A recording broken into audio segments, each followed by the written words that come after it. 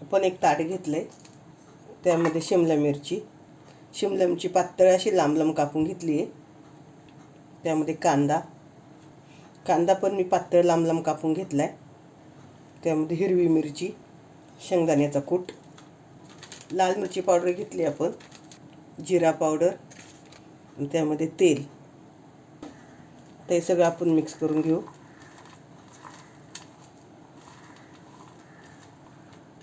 इथं आपलं मिक्स करून झाले.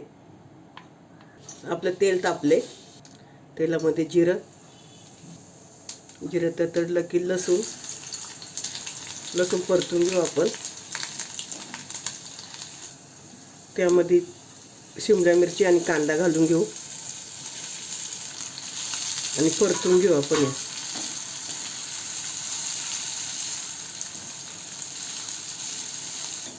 आपण बारीक गॅस केलाय, बारीक गॅसवर मी परतते. त्यावर झाकण ठेवून घेऊया.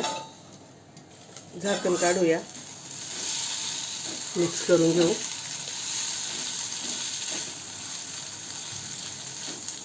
त्यामध्ये चवीनुसार मीठ टाकल्यानंतर आपल्याला मिक्स करून घ्यायचं आहे. इथं शिमला मिरची आपल्याला मऊ करून घ्यायची, थोडीशी, एकदम शिजून नाही घ्यायची. तर मीठ टाकल्यानंतर आपण मिक्स करून घेतले आणि परत एकदा 2 मिनिटासाठी झाकण ठेवून घेणार आहे. 2 मिनिटं झाले, आपण झाकण काढूया, परतून घेऊ. इथे त्यामध्ये आपल्याला टाकायचं बेसन पीठ, थोडीशी हळद, थोडीशी कोथिंबीर. मिक्स करून घेऊया आपण एक छान.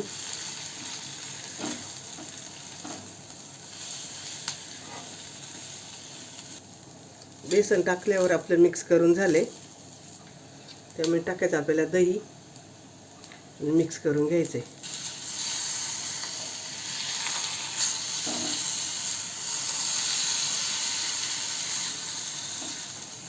वरतून परत थोडीशी कोथिंबीर. मिक्स करून घेऊया आपण.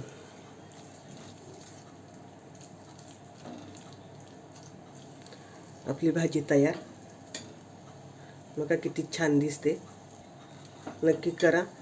कशी झाली ती कमेंट करून मला नक्की सांगा. गॅस बंद करूया आपण.